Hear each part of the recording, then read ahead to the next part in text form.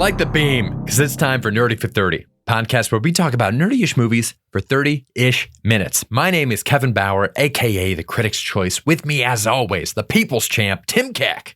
If you feel it, chase it, baby. If you feel it, chase it. We are back here again, opening up the mailbag, because we got a little bit of feedback from listeners on our takes on the original Paddington 1. Friend of the show, Ben Balarucki writes, the saddest bunch of cinematic pedants. Kevin and Tim, love y'all like Tim loves Ryan Gosling, but take your Paddington discourse and shove it away far up your booty holes. Appreciating it less because you saw the second film first isn't the fault of the OG Paddington. Paddington 1 walked so Paddington 2 could run. And from my wife, no credit given to the awesome antique shop with the tea on the train and little treats. Sincerely, Ben. Now, I can't remember if this made the final edit or not. I might have cut this out. But as for the antique shop, I'm pretty sure I do accuse that man of being a Nazi at the end of the episode. So we did pay a little bit of attention to it. It just seems like he's covering a lot up. He's doing a lot to get you to not ask why he was in Argentina.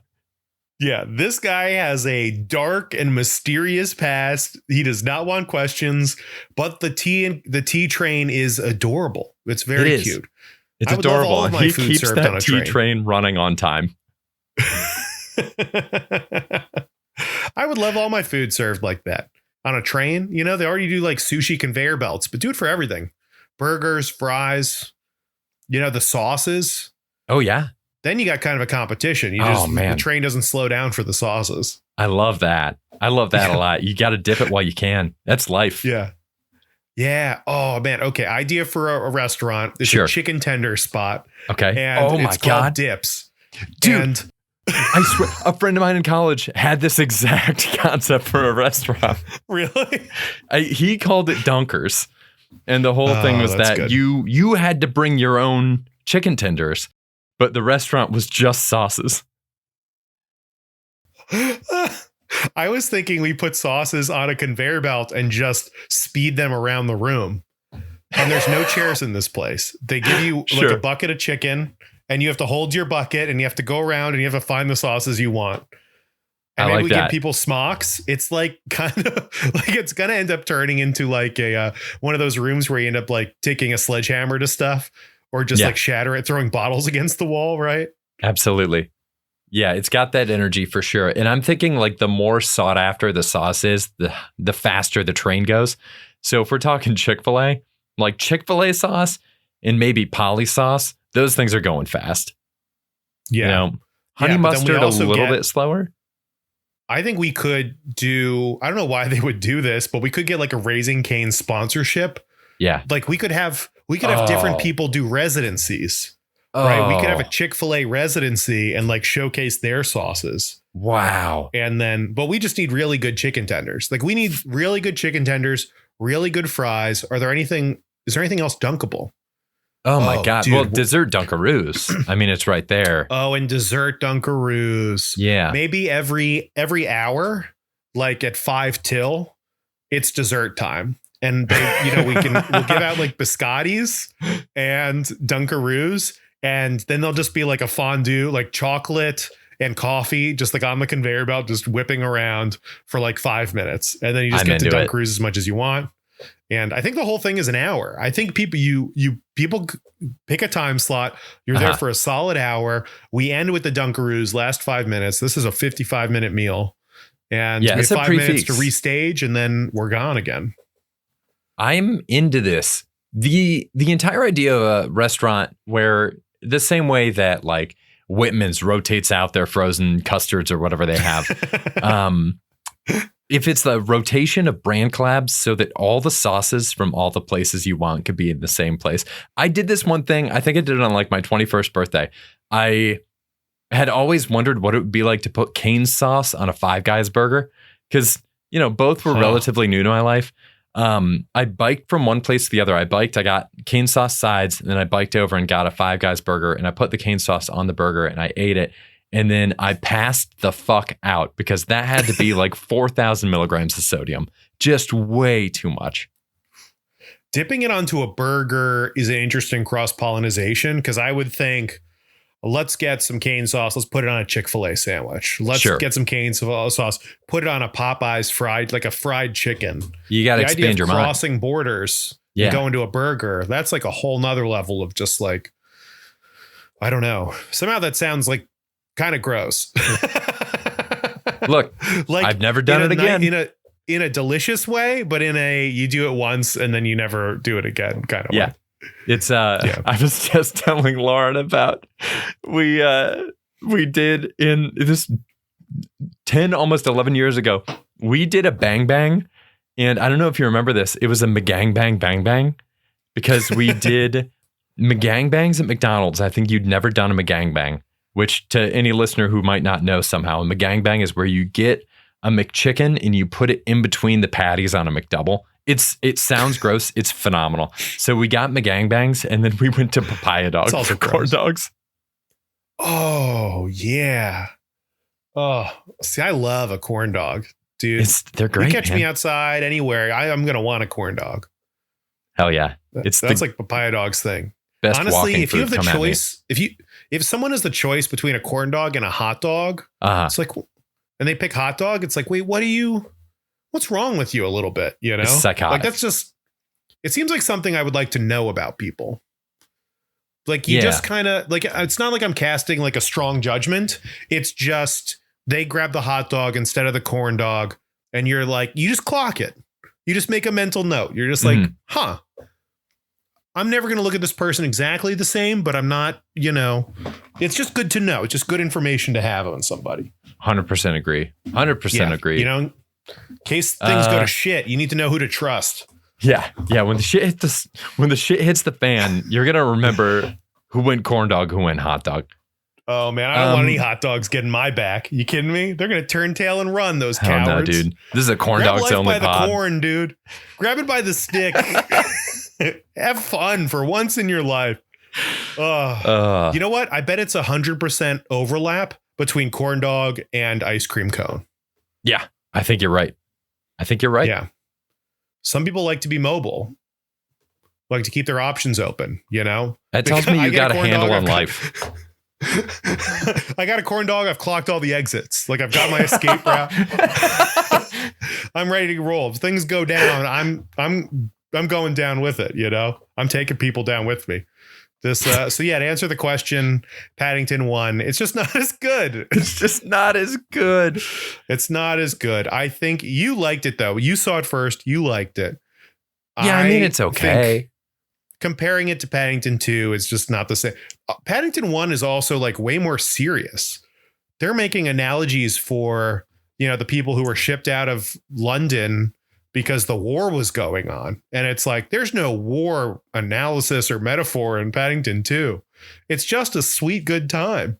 Yeah. So I hope they get politics out of my Paddington. That's what I want. I don't want this woke bullshit about fleeing the Nazis in my Paddington movie. Oh my God, dude. Yeah, I think Paddington 1 is a watch once and move on to Paddington 2 and never look back. Ben, Paddington 2, I'll rewatch. And Brittany, forever. Congratulations on the birth of your new child. Tim and I are both so happy for you. I'm excited to meet little Tim. And someday we'll make that happen. Love it.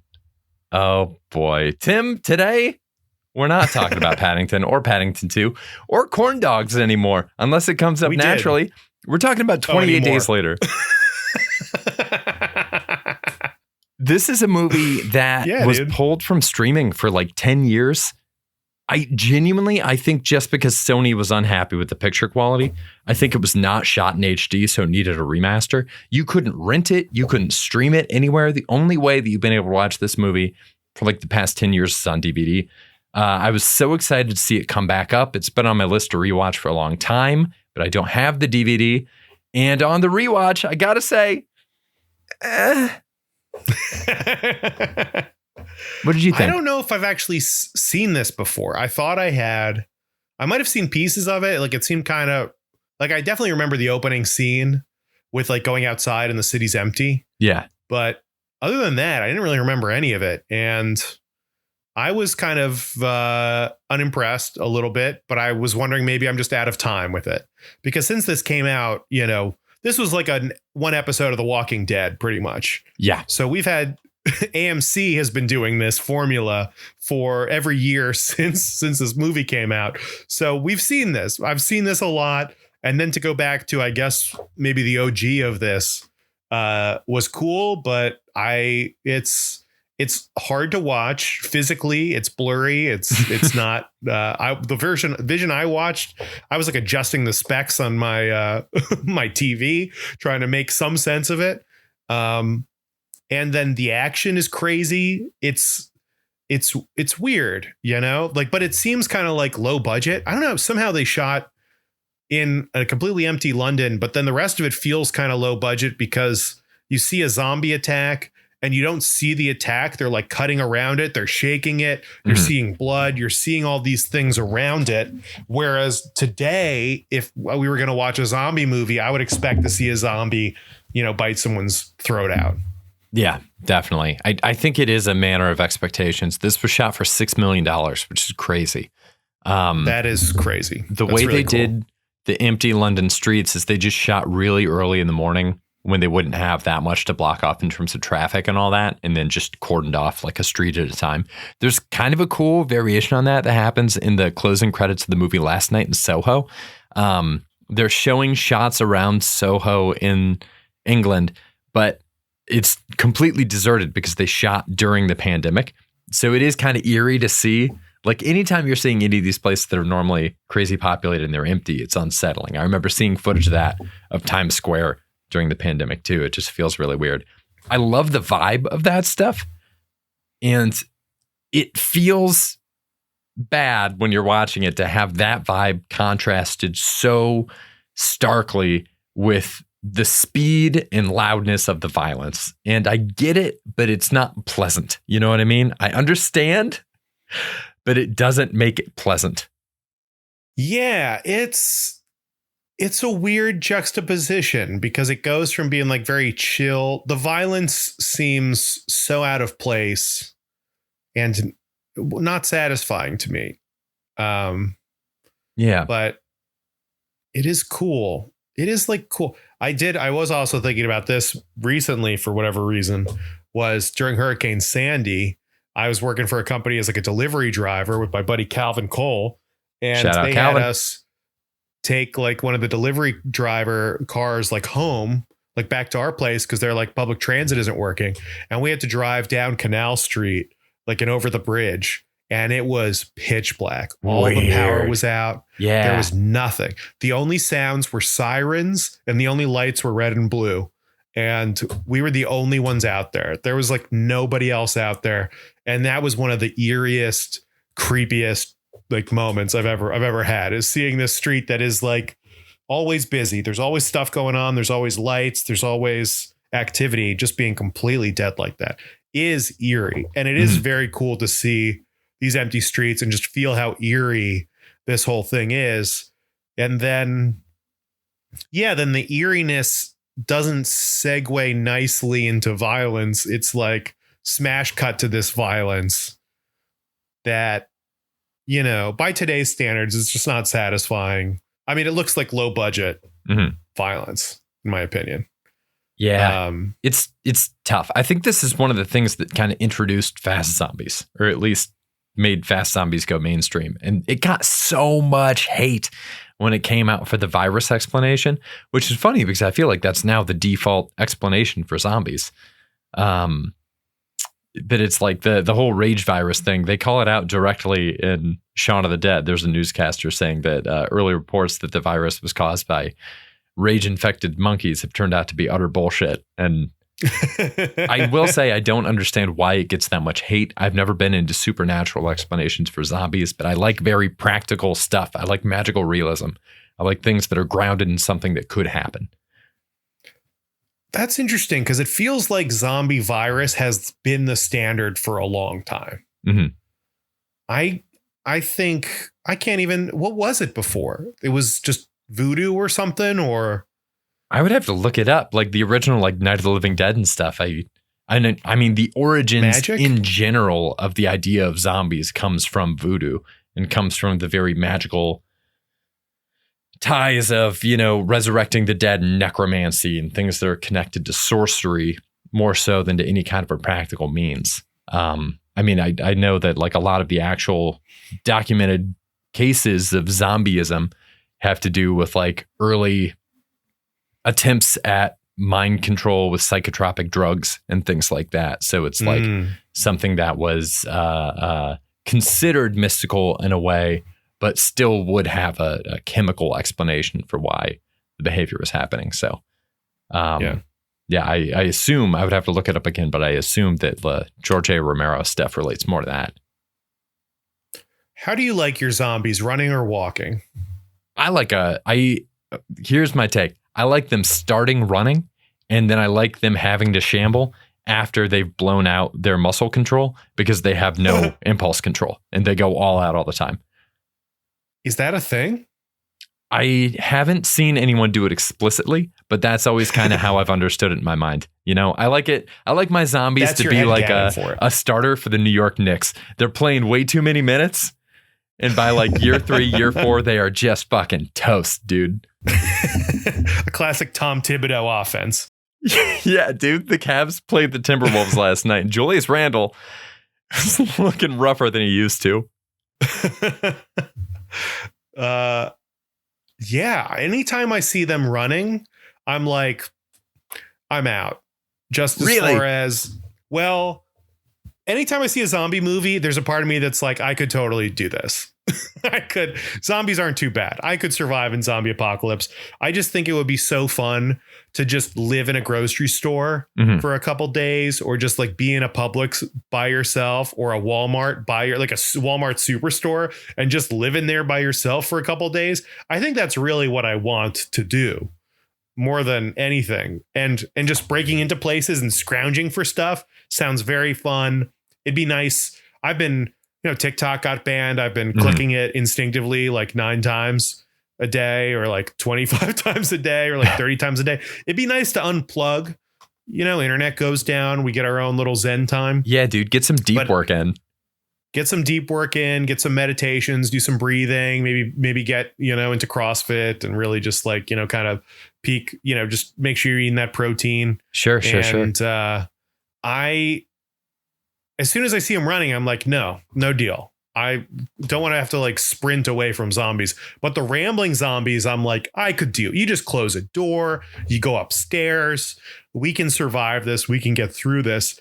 And it is kind of scary in a different way, where it's the sheer volume. Sure. And like the monotony and just the never ceasing wave of this, how this is just a facet of life, is seeing rotting corpses banging against the doors, trying to get you or trying to get into this place. Like, there is something scary about that on its head.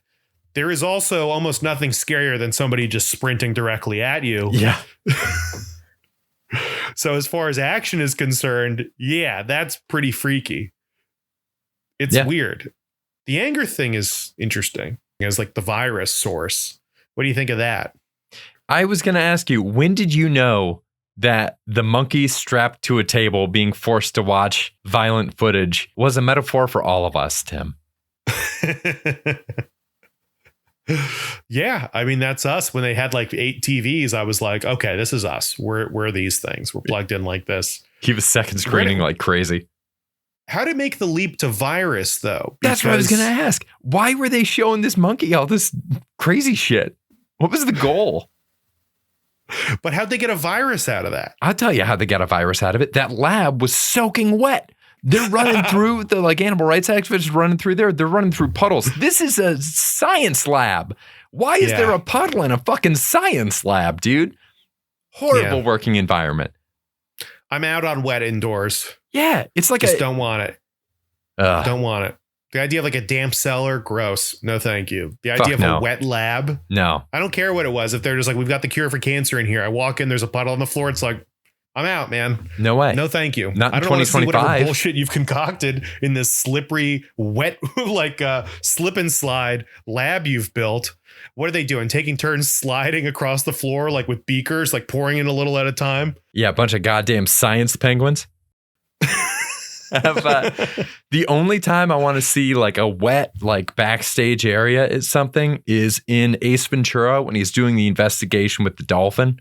That's it. Yeah. If you're not actively investigating something with like a dolphin or the SeaWorld, why are you wet? Why is it wet back there? We shouldn't have water in non-water spaces. In the bathroom, cool.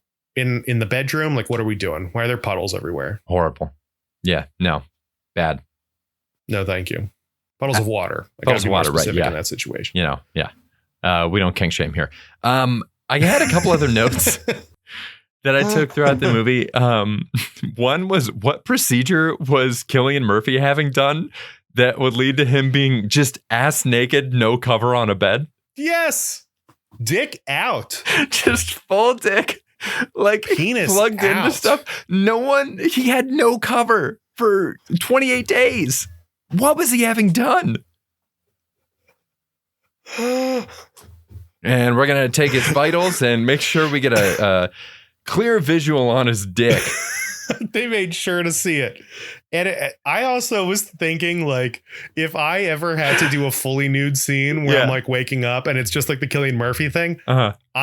I'm popping some pills before that thing. I am rock hard No. the Have you- whole time. I am quivering with excitement. Absolutely the whole time, not. and playing it the same way. Playing it the same way. Like I just woke up and I'm like, oh, where am I? What happened to my family? It's just massive erection the whole time. Oh, God. That'd be so funny. You know the Willem Dafoe story, right? His dick's too big to be funny. Yeah, well, it's not just too big to be funny, but too big to be believable. They had to have like a dick double for him or give him like a fake prosthesis on the set of that one Lars von Trier movie, because when he showed up on set, they were like, everyone's going to think this is a joke. Like, everyone's going to think that we gave him a prosthesis. So they had to give him a more believable penis. He just has an unbelievable penis. Man, it's just got That's a big incredible. old hog. Couldn't have happened to a better guy. I honestly, Willem, shout out, dude. Keep it up. A couple other notes I took. If we're handing out big old hogs, William, you're at the top of the list, bud. Take it like a blue ribbon. Like, here's your big old hog. It's you, 50 feet of dirt, and everybody else. Another note I had: Cillian Murphy's haircut was cool as hell. Like that haircut like is shaved on the almost side? here again. Yeah, like mostly kind of a mullet, but then shaved on one side. That's a For good some one. sort of a medical procedure that involves him being naked. Yeah, It's weird. What is happening? it's What, so you're right. What is the strange. procedure? It's just butt naked, and then he's like in a coma or something for like days. Yeah, he's out, man. Whatever they did, I got questions. I don't think that was above board. Another really funny one. So I saw funny, somebody too, post that this. What? It's so funny. He's ass naked and he's in a coma. It's like once he goes into the coma, you'd think someone would like throw a towel over him or something, like Exactly. a washcloth, like a like a bib or something. Give him something. You know, take off your face mask, just plop it on there, like a little decency. It's absolutely insane. Absolutely insane. Another one that's absolutely insane. I saw this post on Reddit first, and then I saw it in the actual movie, and it made me smile. When they meet Brendan Gleeson, and he's like, they go like up on the roof of the building with him, and he's got like a bunch Yeah. of buckets out there to collect water. Some of the buckets that are up there are laundry baskets with holes in them. What are you doing? I think he's throwing everything he can against the wall. You know, I'm looking at my laundry basket with holes in it right now, and there is like a little rim around the outside. It is like not, there aren't holes in the bottom, right? It'll hold like maybe an inch of water in there. I think go back. These are wide spaced. This is a bad basket. It's just the wrong basket. There's something better you can use that basket for. You're leaving that basket on the roof. Take it inside with you, or at least put like a plastic bag liner inside of it. Like, do something. Try. Why are This there guy's so many eating hot holes in dogs. laundry baskets? Brendan a hot Gleeson in dog this man movie is a for hot sure. dog man.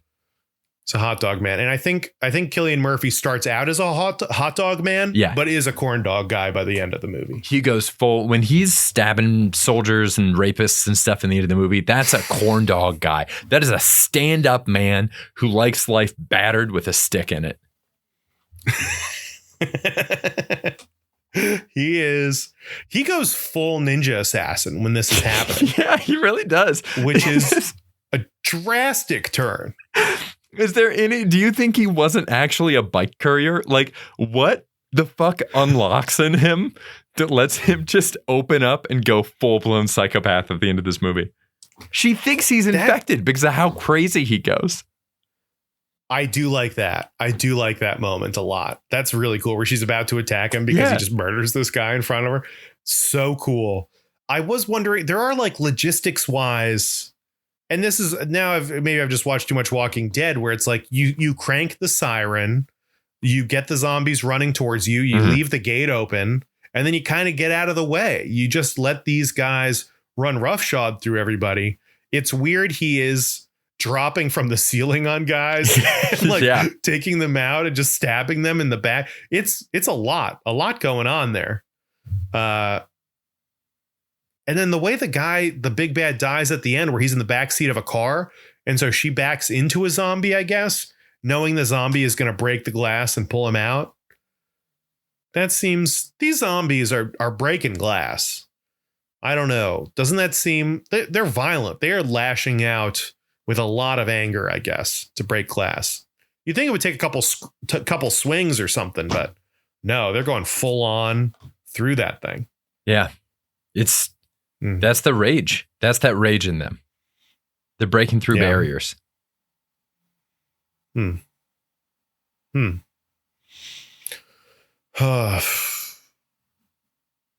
Yeah, I don't know. Yeah, I It is mean, an overall, angry movie. yeah, it is. It is a very angry movie. It was written by Alex Garland, who is the guy behind. He's written a couple scripts and then has started directing. So he's the guy behind Ex Machina, Annihilation. Oh wow, the adaptation of Annihilation, and Civil War most recently. Big Alex Garland fan. Really, truly think he's like a phenomenal director. Really like his writing, especially for the movies that he's also directed. Men. He did Men too. Wild ending on that one. He was a novelist beforehand. I want to say that this is the first movie that he did the screenplay for. Danny Boyle, I think, picked him because of his novel. I think that's called The Beach. And then he's now done, he also wrote the script for the movie Sunshine that also had Cillian Murphy in it. Haven't seen that one, but I think he's good. I think he definitely has a very grim perspective. He's a little bit like Charlie Brooker in that way from Black Mirror, where it's like these things are really good, but you know you're going to leave it feeling like shit. It is. I mean, it is a cool movie. It is really good. I think probably most of my complaints are from a place of, oh, this is an older thing. Sure. And if he had a bigger budget or made it today, it would be better. But you're right. It is the shots of the violence are very interesting. Like I found it more interesting than compelling because part of me was like, why aren't I seeing anything? And then it's like, oh, but it's crazy how he's doing this and making it feel so chaotic and making it feel so violent in these moments. And then there are just beautiful moments with them all just hanging out in the grass and making signs and stuff. And are we to believe that all of the zombies starve to death? No, the end of this? because I mean, there is 28 weeks later, and then there's also, Right. But outside of that, at the end of this movie, yeah, are we to believe that the zombies are starving to death? Because they're showing zombies on the ground, just kind of staring into space. starving. Yes. Yeah. They were pushing the premise of like, we've got this guy locked up so we can see how long it takes for him to die, which I think is an interesting premise. Yeah. And I don't know. I don't know if that's really explored. I don't remember the last time I heard anything about zombies needing something to survive like that. But I guess, are these zombies? Do you think these qualify as zombies? I definitely think these qualify as zombies. Yeah. I think anytime a body that is inexorably removed from any sense or rationality or cognition and is still animated by a desire to kill and possibly eat, that's a zombie right there. You know, that's a classic zombie right there. Yeah. Yeah. I guess because of the virus thing with the monkeys and the rage, it doesn't seem like death is as crucial a component as it is in more modern zombie things, right? You're killed by the zombie and then you come back as this thing. Yeah. Whereas this seems like you're bit, you turn. So the dying, I don't know if that really factors into how these zombies function. Oh, that's Seems like interesting. like it's more like vampire rules. Yeah. So they're not really undead. Unless, you know, we can get around that real easy. I don't think the science has ever been cleared. We can get around that real easy by saying that like the rage virus as part of you turning gives you a fever to the extent that you experience biological death and then continue to move. Like that's a super easy ad. It does. Do you have to destroy the head in this? It would certainly help. But is that the lore? I guess they do kind of say you got to hit him, but it seems like part of the undead appeal is that this virus is in your brain and it's a reanimated corpse. Whereas this is like a person whose higher intellect has been turned off in favor of these primal instincts, and they're still moving and going. And if they aren't dead, but possessed, that is an interesting take. That is like a more complicated take than zombie dead, back to life, kill the brain. Oh, this is sure. like someone was infected, is so angry that they don't have a concept of self. They have this hunger. They just have this drive. But then you could feasibly, you know, shoot them in the heart or something and kill them for real. And then they wouldn't come back. That seems like it's how it works in this, because Brendan Gleeson gets shot just in the chest. I don't think they hit him in the head. Right. And he still drops. They just kill him. Yeah. Yeah. I think that works for me. That is interesting. Do you think, I don't know, do we need more today? It seems like we've kind of got the rules for the zombies are set. It's a virus. You die, you come back to life, destroy the brain. Do you think that thinking should be challenged more? I guess this is an older film, but is there any point at this point in coming out with a new zombie film that has a different take on it? Or is it just too much in the culture now that anything new will immediately be kind of glossed over or kind of turned into like what we were familiar with? I think it's too much in the culture. I think we need a similar rest like we had before this movie, where, I mean, this movie largely you could say was the first spark in what then exploded into a raging fire of zombie content in the early 2010s. Yeah. Similar, like all the vampire shit we got for a while with Twilight. It's like there's just so much of it. I think we do need a big rest. The Walking Dead had a really long tail. And if we got like another solid, let's say like, you know, I would say we're probably like 2 or 3 years into like resting the zombie game. If we get like another 12 years, then we'll be ready for something else to come through and explode. Although I'm curious how, I was going to say, when you said that you just kind of want to exist in a zombie apocalypse, there's an anime that I haven't watched yet called Zom 100, I think, where the whole premise is that a guy is doing his bucket list after a zombie apocalypse. And like he That's really hated good. his day job before, and now he's just living his best fucking life. That's you, dude. There is something about, you know, most of my stress and problems nowadays are social or economic constructs that are like not real tangible things. Yeah. They're things that we have all collectively bought into and agreed, hey, money has value, but like it's paper or it's just numbers in a computer. It doesn't actually do anything. We just attribute value to it. It would be it does seem like really freeing to just, oh, you know, that job that you have to go to for some reason? No job. Mm-hmm. No job. No school. You don't have to do all those things that you have to do you don't have to do them. Yeah, they're just You gone. just function. I remember reading that in took some anthropology classes in college, and they would talk about tribes, like native tribes, and how there aren't. It was something like they only spend like 20 hours a week working. Sure. And the working is like maintaining their homes, hunting, cooking, like house cleaning, like chores is their work. And then the rest of the time they're just hanging out. And they're kind of posing the question of like, are they really primitive, or have we kind of like evolved in a way that is fucking us over? You know, if you can just hang out with your family all the time and just live and exist, you have a higher level. On some level, you have like a higher,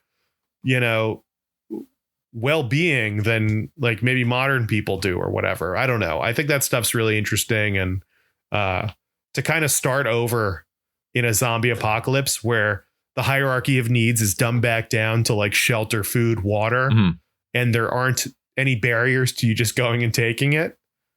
Seems kind of nice. Yeah. Seems kind of fun. That all comes down to the exploration of human nature, Tim, because how long is it before somebody takes advantage of that situation? There's a great thing, Station 11. Highly, highly, highly recommend the show on HBO. Great show.